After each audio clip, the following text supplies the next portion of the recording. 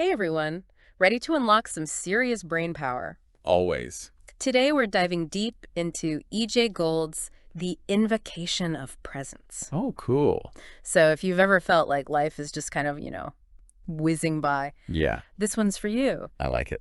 We're going to unpack Gould's techniques for being more present, more aware, and maybe even unlock a whole new way of experiencing the world. It's not just about mindfulness, though, is it? Right. Goal kind of goes deeper, exploring the connection between presence and higher consciousness. Yeah. He even says that most of us are functioning in a kind of a sleepwalking state, just Yeah. going through the motions, but not really awake to our experience. Okay, yeah, that makes sense. Yeah, I know I've definitely had those days where I'm just like on autopilot.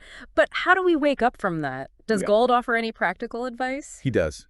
One technique that really stands out is the 2-minute idiot exercise. Okay. Now, before you just dismiss it because of the name, Yeah, the name's a little. it's actually quite brilliant. You simply divide your attention, Okay. half focused on your surroundings and the other half on sensing your own presence.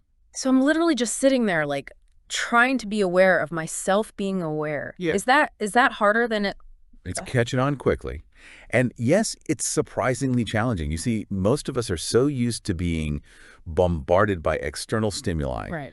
that even 2 minutes of focused attention Yeah. can feel impossible. Now that you mention it, Yeah. I do find myself constantly checking my phone, getting distracted by noises, my mind just racing from one thought to the next. It's like, I can't just be still. Exactly. Yeah. And that's precisely what this exercise reveals, how much we're identified with those external stimuli. Yeah.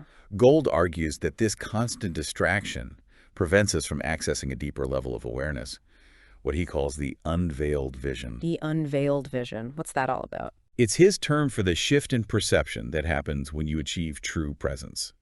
Colors become more intense, everything feels interconnected, and there's this heightened sense of aliveness.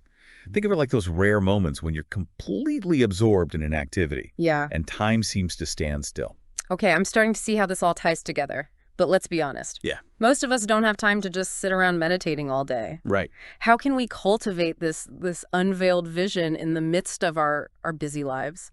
That's where the concept of force comes in. Now, don't worry. This isn't about brute strength.